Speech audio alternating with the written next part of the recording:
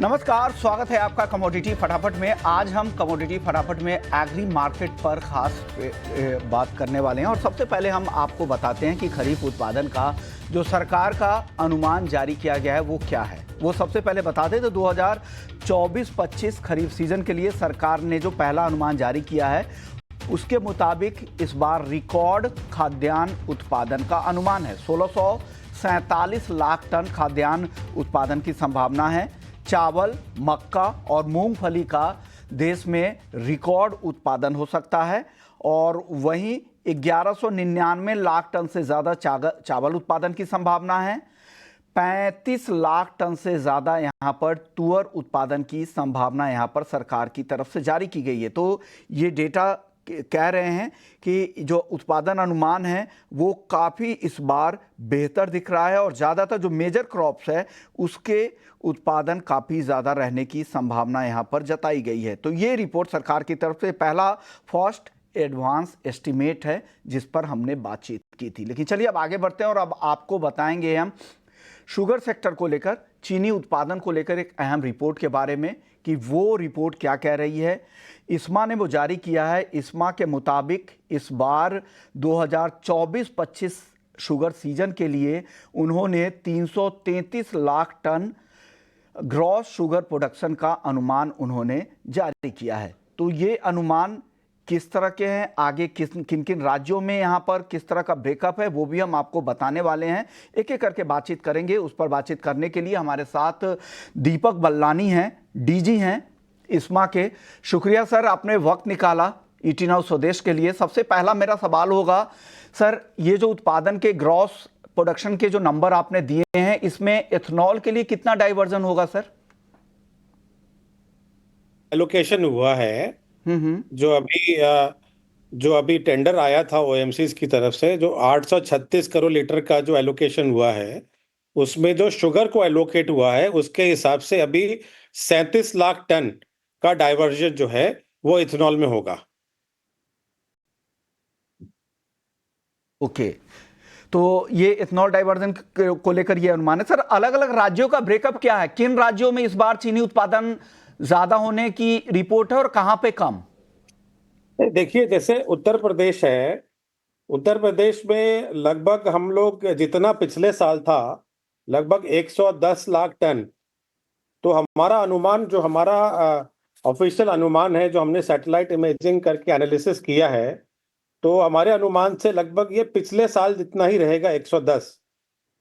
UP में, महाराष्ट्र में जो हमारा जुलाई में हमने एक एस्टिमेट निकाला था जिसमें हमने ये अनुमान किया था कि लगभग 111 लाख टन होगा, और अभी हमने जो रिपीट किया है अपना पूरा स्टडी महाराष्ट्र के लिए, उसके हिसाब से हमारा 111 के ही लगभग रहने की संभावना है।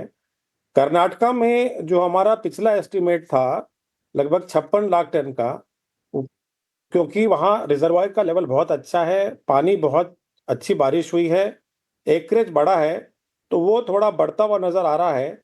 तो हम ये अनुमान कर रहे हैं कि लगभग 58 या 59 लाख टन जो है कर्नाटका में होगा। तो और बाकी स्टेट्स में जो हमारा जुलाई का एस्टीमेट है उसके लगभग ही लग रहा है। तो पूरा हमने जो एनालिसिस किया था उसके हिसाब से 24-25 सीजन में gross sugar production 333 lakh tonne होने की उम्मीद है हमको। सर, मैं आपकी रिपोर्ट देख रहा था, इसमें आप लोगों ने कहा कि ग्रॉस उत्पादन आपने 333 लाख टन और डाइवर्जन के बाद करीब करीब 320 लाख टन नेट चीनी उत्पादन की उम्मीद की जा रही है। अब सर बताइए कि ओपनिंग स्टॉक के नंबर क्या है? पूरा बैलेंस शीट मैं समझना चाह रहा था, क्लोजिंग स्टॉक के क्या नंबर है, इस नंबर्स को भी बताइए ताकि आगे पता चले कि जो सरप्लस स्टॉक की बातचीत हो रही थी, आपके प्रेसिडेंट से भी बात हो रही थी, उन्होंने भी कहा कि हमारे पास सरप्लस स्टॉक देश में रहेगा और हम इस स्थिति में रहेंगे कि 20 से 30 लाख टन शुगर को एक्सपोर्ट भी कर पाए। क्या हम इस स्थिति में हैं? और ओपनिंग और क्लोजिंग के नंबर्स भी सर शेयर कीजिए।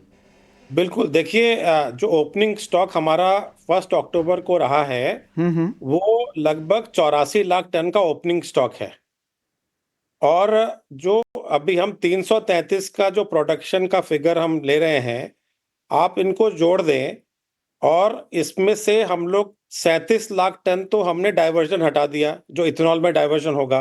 290 लाख टन जो है वो हमारा कंजम्पशन है, और 55 लाख टन जो सरकार एक नॉर्मेटिव 2.5 महीने का stock as a safety stock रखती है।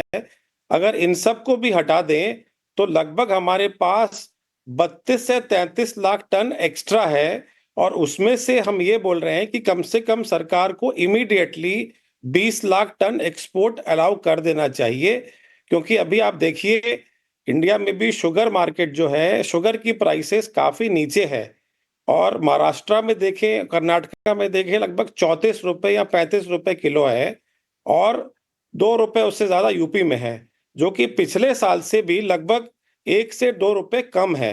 वो इसलिए है क्योंकि हमारा स्टॉक बहुत ज्यादा है, और इसलिए मार्केट सबड्यूड है। इससे क्या हो रहा है कि इंडस्ट्री को, मिल्स को काफी नुकसान हो रहा है, और सबसे बड़ी बात ये हो जाएगी कि अगर ये कंटिन्यू रहा तो इससे केन पेमेंट जो हमको किसानों को पेमेंट करना पड़ता है, उसमें दिक्कत आ सकती है।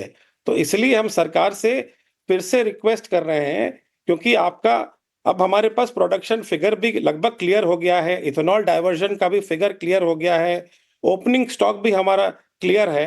तो ये पूरा पूरा अब सिस्टम जो बैलेंस शीट है ऑलमोस्ट कंफर्म्ड है कि हमारे पास सफिशिएंट स्टॉक है।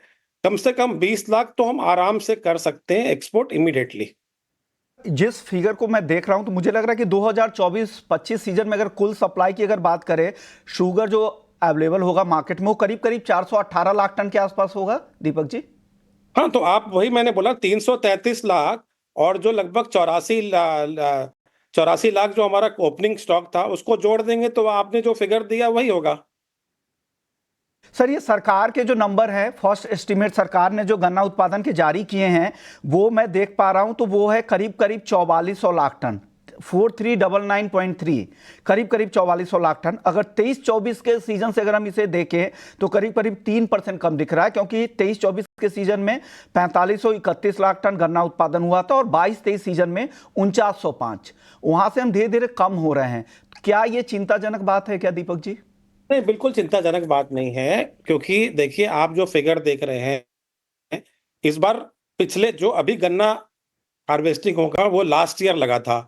लास्ट ईयर के टाइम पे क्योंकि बारिश थोड़ी कम हुई थी तो इसलिए एकरेज थोड़ा कम है, बट क्योंकि बारिश इस मॉनसून में काफी अच्छी हुई है, उससे क्या हो गया है कि ऑल्दो थोड़ा एरिया श्रिंक हुआ है, बट उससे हमारा यील्ड काफी बढ़ गया है क्योंकि बारिश बहुत अच्छी हुई है।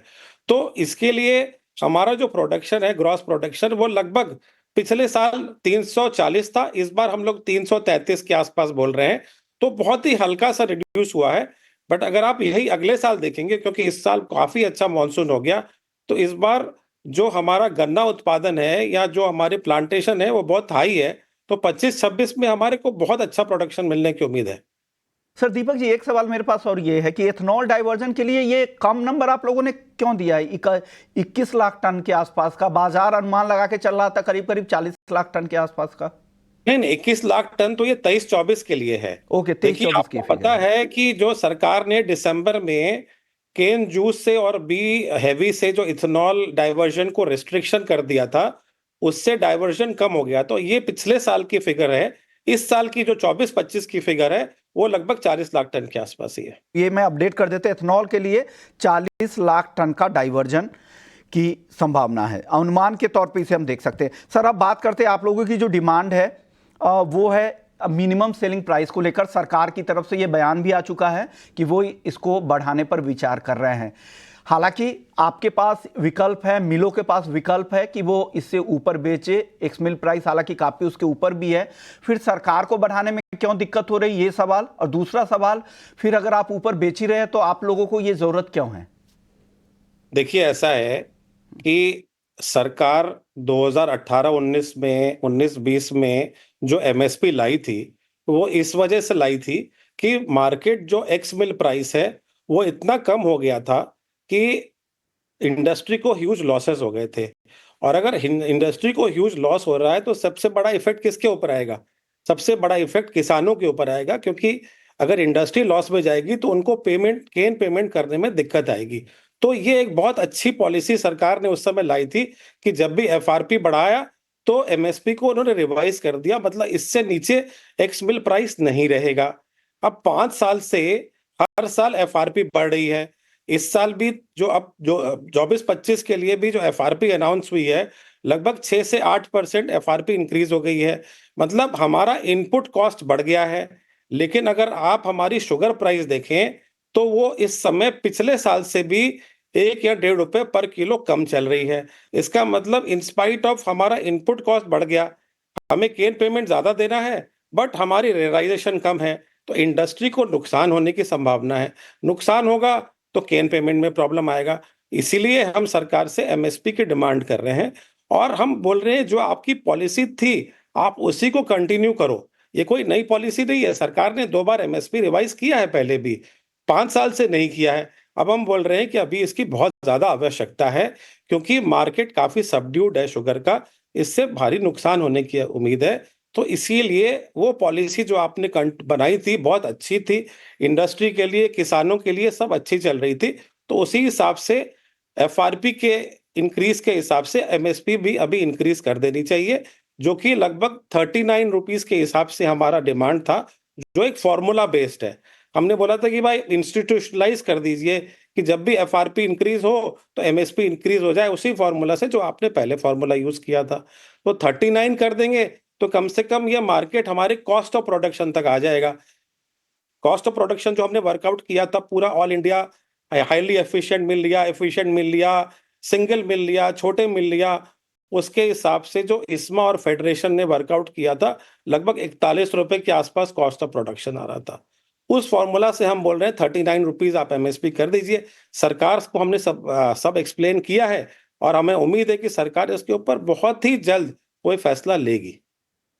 मेरा एक सवाल होगा, एथनॉल प्रोडक्शन जो कैपेसिटी है वो डबल हो गई है हाल के दिनों में, लेकिन आपको क्या लग रहा है जिस तरह के चैलेंजेज है, पिछले 2 सालों से एथनॉल के दाम भी नहीं बढ़े हैं, तो आपको क्या चैलेंजेस दिख रहे हैं? क्या इमीडिएट बेसिस पे एथनॉल के दाम बढ़ाने की जरूरत है क्या? छोटा जवाब दीजिएगा दीपक जी।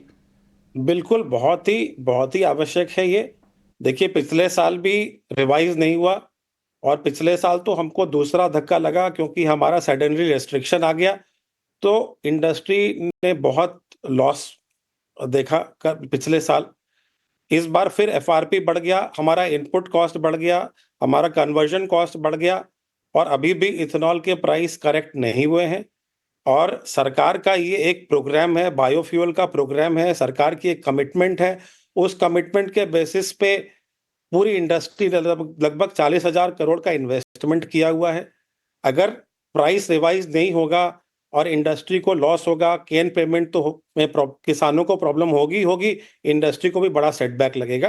तो ये प्राइस जो अभी तक अनाउंस नहीं हुआ है, हमें सरकार से हम रिक्वेस्ट कर रहे हैं और हमें उम्मीद है कि सरकार इसको 10 या 15 दिन के अंदर कोई ना कोई decision, proactive and positive decision जो increase of ethanol price vis FRP increase लेगी। सर, अब एक और अहम सवाल मेरे मन में ये आ रहा है कि मंथली कोटा जो है उसमें क्या शुगर प्राइसेस, उसकी वजह से शुगर प्राइसेस प्रोडक्शन कॉस्ट के नीचे आ जाती हैं ये, और इसके अलावा कोई ऑल्टरनेटिव प्राइसिंग या रेगुलेटरी अप्रोच हो सकता है? इस पर आप कुछ सलाह देना चाहेंगे और ताकि इस तरह के फ्लक्चुएशंस को या लॉसेस को रोका जा सके दीपक जी? नहीं, देखिए इसमें क्योंकि हमारा सबसे पहला प्रायोरिटी है डोमेस्टिक कंजम्पशन, उसके बाद हमारा इथेनॉल प्रोग्राम और उसके बाद जो बचता है उसको एक्सपोर्ट कर देना चाहिए। जब भी हमारे पास बहुत स्टॉक हो जाएगा तो मार्केट सबड्यू होगा।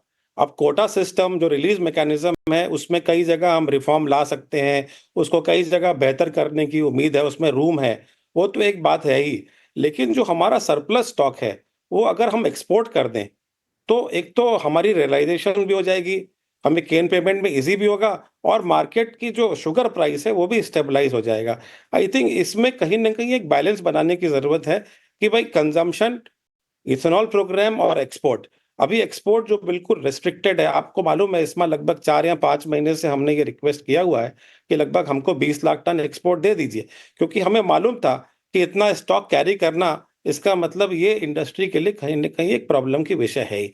तो मेरे ख्याल से इसका यही सॉल्यूशन है कि एक्सपोर्ट इमीडिएटली अलाउ कर देना चाहिए। ओके, शुक्रिया दीपक जी। आपने तमाम मुद्दों पे बहुत अच्छे तरीके से आपने हमारे दर्शकों को भी समझाया और पूरी इंडस्ट्री की जो दिक्कतें हैं वो डिमांड भी आपने पॉलिसी मेकर्स के सामने रख दी है। उम्मीद करते हैं कि जल्द इस पे फैसला होगा। हालांकि सरकार से भी इस बात के साफ संकेत दे दिए गए हैं कि जल्द मिनिमम सेलिंग प्राइस की भी बढ़ोतरी होगी, इथेनॉल के प्राइस भी बढ़ाए जाएंगे। शुक्रिया सर, एक बार फिर से आपका।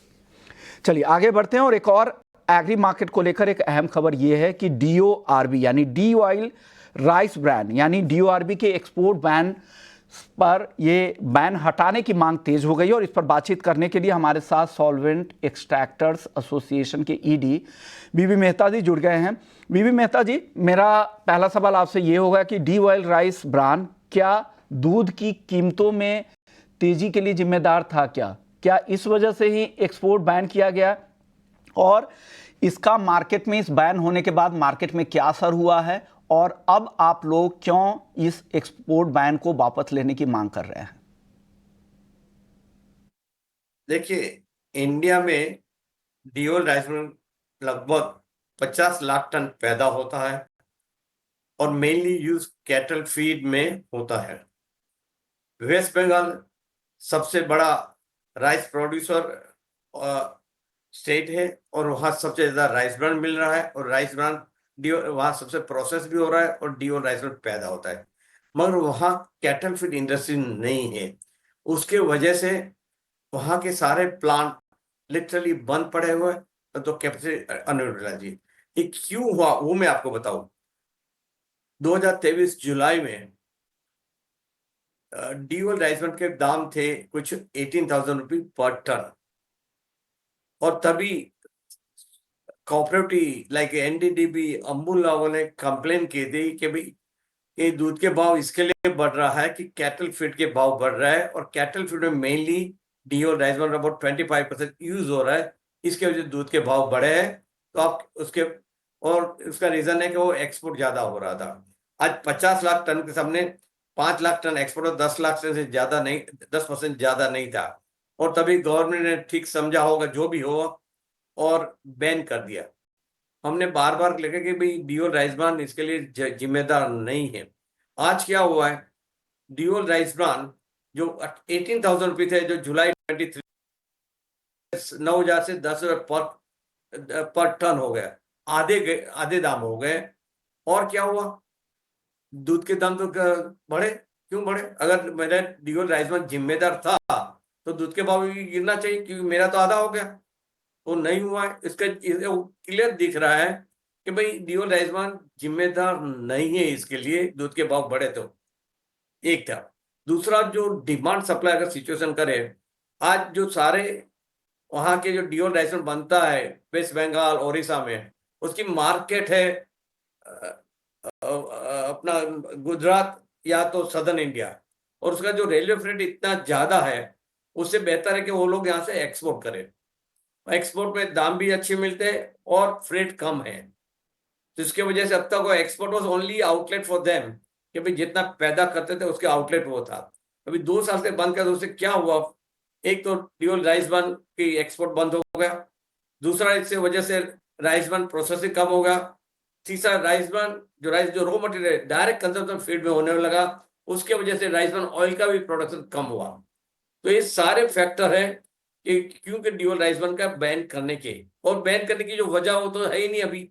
तो हमारी यही गुंजाइश और गवर्नमेंट को रिक्वेस्ट की है कि भाई आप डीओल राइस ब्रांड की जो बैन लगा के बैठे हैं, जो अभी तो एक्शन करके 31 जनवरी 2025 है, उसको इमीडिएटली खोल दे क्योंकि नई सीजन स्टार्ट हो रही है। November December January is a peak season for rice bran processing. Okay, बिल्कुल सही कहा आपने कि जो 31 जनवरी 2025 तक बैन को जो बाद में बढ़ा दिया गया था उसे जल्द से जल्द खत्म यहाँ पर करना चाहिए। और आपकी डिमांड भी बिल्कुल सही है क्योंकि पश्चिम बंगाल जैसे राज्य जो बड़े चावल उत्पादक राज्य है, अगर वहाँ पर वहाँ की इंडस्ट्री को, क्योंकि कैटल फीड में DORB का वहाँ बहुत ज़्यादा इस्तेमाल नहीं होता है, घरेलू मार्केट में अगर वो कहीं और भेजेंगे तो फ्रेट कॉस्ट इतना ज़्यादा है कि उनको वहाँ घरेलू बाजार में बिक्री में उन्हें कुछ फ़ायदा नहीं हो रहा है। तो बेहतर होगा अगर एक्सपोर्ट खुल जाए तो उनको फ़ायदा होगा। इसका फ़ायदा किसानों को भी होगा, प्रोसेसर्स को भी होगा, एक्सपोर्टर्स को भी होगा और पूरे वैल्यू चेन चेन से जुड़े हुए जितने लोग हैं उनको भी होगा, और जो ओवर सप्लाई की स्थिति जो बन रही है, क्योंकि देश में इस बार बम्पर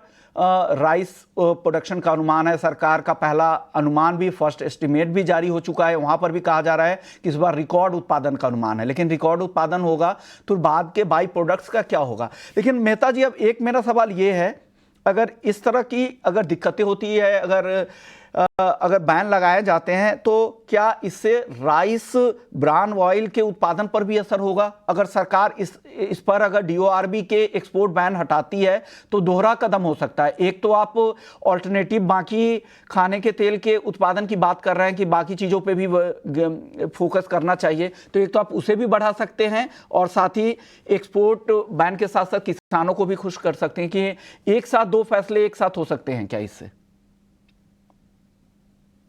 मार्केट शेयर गिरने, जैसे मैं पहले भी बताया, डीओ राइस में कम से 50 लाख टन पैदा हो रहा है। और हाँ, एक चीज और बताओ आपको, टोटली जो डीओ राइसमन का पोटेंशियल है और राइसमन ऑयल का पोटेंशियल है, आज 20 लाख टन का राइसमन ऑयल का पोटेंशियल है, उसमें से हम 10 लाख टन ही पैदा कर रहे हैं। और 10 लाख टन पैदा करते डीओ राइसमन ऑयल, और राइसमन ऑयल पैदा कर तो सर डीओ राइसमन भी पैदा होगा, उसका आउटलेट होना चाहिए। नहीं, अगर उसका आउटलेट नहीं तो मैं राइसमन प्रोसेस नहीं कर पाऊंगा। वो एक विडंबना है कि हमारे पास राइस ब्रान है पर इतना rice bran full potential use नहीं कर रहे, और उसके वजह से हम इंपोर्ट करना पड़ रहा है एडिबल ऑयल। हाँ जी। एक मेरा और सवाल होगा कि डीओआरबी का कैटल फीड में कितना इस्तेमाल हो रहा होगा, अगर इसके मार्केट शेयर को और बाकी मिल्स के मार्केट शेयर में कितना इस्तेमाल कैटल फीड में हो रहा होगा, वो अगर ब्रेकअप दे पाए आप। सोयाबीन मिल मेनली यूज पोल्ट्री फीड में रहता है, जहां तक रेपसीड मिल या तो rice bran mainly cattle feed है, आउटलेटों से कैटल फीड में, तो दोनों का अलग यूज है। सोयाबीन मिल ज्यादा पोल्ट्री फीड में जा रहा है, एक्वा फीड में राइस ब्रान भी जाता है, ग्राउंडनट मिल भी जा रहा है और सोयाबीन मिल भी जा रहा है। तो अलग अलग ऑयल मिल के जो उसमें एमिनो एसिड है उसके हिसाब से यूज हो रहा है। दूसरा आपने बोला dual rice bran cattle feed कितना जा रहा है, लगभग 25%, जो टोटल क्वांटिटी में 25% ड्यूल राइस ब्रान है। सही बात है, लेकिन आपकी जो डिमांड है सी की तरफ से कि डीओआरबी के एक्सपोर्ट बैन को हटा दिया जाए ताकि इसका फ़ायदा पूरे ही जितने भी पार्टिसिपेंट्स हैं, वैल्यू चेन से जुड़े हुए जितने लोग हैं, उन सभी को इसका फ़ायदा मिले। शुक्रिया मेहता जी, आपने वक्त निकाला हमारे दर्शकों के लिए। चलिए आगे बढ़ते हैं और आपको बता दें कि कमोडिटी डेरिवेटिव मार्केट में वॉल्यूम ग्रोथ इतना कमज़ोर क्यों है और इसे बढ़ाने के लिए क्या करने की ज़रूरत है। खासकर एग्री मार्केट को लेकर चिंता ज़्यादा क्यों है, ऐसे में क्या करना चाहिए, इसी मुद्दे पर हमने बातचीत की कमोडिटी पार्टिसिपेंट एसोसिएशन के पूर्व प्रेसिडेंट बीके सबरवाल जी से। उन्होंने क्या कहा है, आइए सुन लेते हैं। हमने पहले भारत सरकार को निवेदन किया था कि कमोडिटी ट्रांजैक्शन टैक्स को जो है वो कम करना चाहिए। आज अगर पता नहीं आपको ध्यान है कि नहीं, कैपिटल मार्केट में नॉन एक्सचेंज में वॉल्यूम बहुत कम होता है, पर कमोडिटी मार्केट में बहुत वॉल्यूम जो है वो एक्सचेंज के बाहर होता है। मैं तो ये कहूंगा कि हमारी जो पब्लिक सेक्टर अंडरटेकिंग्स हैं, आईओसी, बीपीसीएल, एचपीसीएल या ओएनजीसी, इनको भी अपनी पोजीशन हेज बाहर करनी पड़ती है क्योंकि भारत में लिक्विडिटी नहीं है। अगर भारत सरकार इस तरफ विचार करे कि कमोडिटी ट्रांजैक्शन टैक्स को कम किया जाए तो निश्चित रूप से कमोडिटीज के वॉल्यूम, विश्व भर में कमोडिटीज की ट्रेडिंग स्टॉक से ज्यादा होती है, जबकि हमारे यहाँ ये बहुत कम है। उसका मुख्य कारण ही यही है कि कॉस्ट ऑफ ट्रांजैक्शन जो कमोडिटी में है वो ऑलमोस्ट हाईएस्ट है वर्ल्ड में, इंडिया में। ओके, आपको क्या लगता है कि कमोडिटी ट्रांजैक्शन टैक्स को अगर कम किया जाए तो उस तरह के वॉल्यूम हम करेंगे? और ऑलरेडी जो प्रोडक्ट इंटरनेशनल मार्केट में भी है, जहां पर एपीआईज या विदेशी ट्रेडर, इन्वेस्टर, हेजर्स वहां पे कर रहे हैं, पार्टिसिपेशन उनकी दिख रही है, वो क्यों आएंगे उन्हीं प्रोडक्ट में इंडिया, हिंदुस्तान में करने के लिए? आप ऐसा क्या देंगे? देखिए, निश्चित रूप से आज भारत गोल्ड और सिल्वर का सबसे बड़ा कंज्यूमर है। इसी तरह हमारे यहाँ खपत क्रूड की भी ज्यादा है। मैंने जो अभी एग्जांपल दिया था, public sector company Vedanta aluminium को भारत के बाहर हेज करती है। बिल्कुल। तो एक बार कमोडिटी ट्रांजैक्शन टैक्स कम होगा तो छोटा इन्वेस्टर आएगा, जॉबर आर्बिट्राजर आएंगे, और जब ये ट्रेडर आना शुरू होगा उसको वॉल्यूम नजर आएगा, तो ये जो भारत सरकार की कंपनियां हैं ये भी यही ट्रेड करना, अपने यही हेज करना शुरू करेंगे। सब्रवाल जी, एग्री मार्केट में पार्टिसिपेशन काफी कम है, ये काफी चिंताजनक बात है। बिल्कुल कह सकते हैं कि एकदम आखिरी लेग में है, वॉल्यूम बिल्कुल खत्म होते जा रहे हैं। क्या कैसे रिवाइव होगा और क्या दिक्कतें हो रही है? देखिए, ऐसा है, कुछ सरकारों की पॉलिटिकल कंपल्शंस होती हैं। आज हमारे यहाँ 8 कमोडिटीज पीछे बैन हुई थी अभी तक भी, जबकि ये फैक्ट ये है कि जो एक्सचेंजेस हैं वो ट्रू इंडिकेटर है, पर उनको ये लगता है, कुछ राजनीतिज्ञों को, कि शायद एक्सचेंज की वजह से कमोडिटी का भाव ऊपर जाता है, जबकि सच्चाई ऐसी नहीं है। मैं ध्यान करता हूं, आज 72 साल का हूं और कई सालों से बाजार में हूं।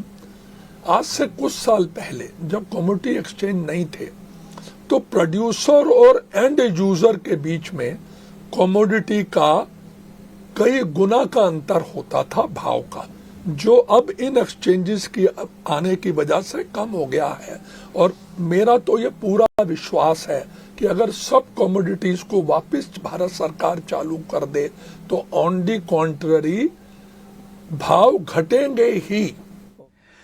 तो ये थे बीके सवरवाल साहब, लंबा अनुभव है इनको पूरे कैपिटल मार्केट का और पास्ट प्रेसिडेंट भी है CPAI के। उनका कहना है कि अगर CTT में राहत दी जाती है तो डेफिनेटली वॉल्यूम बढ़ेंगे, और एग्री मार्केट को, एग्री वायदा को अगर रिवाइव करना है तो आपको जो बैन हुए जितने भी एग्री कमोडिटी है उसको वापस लाना होगा।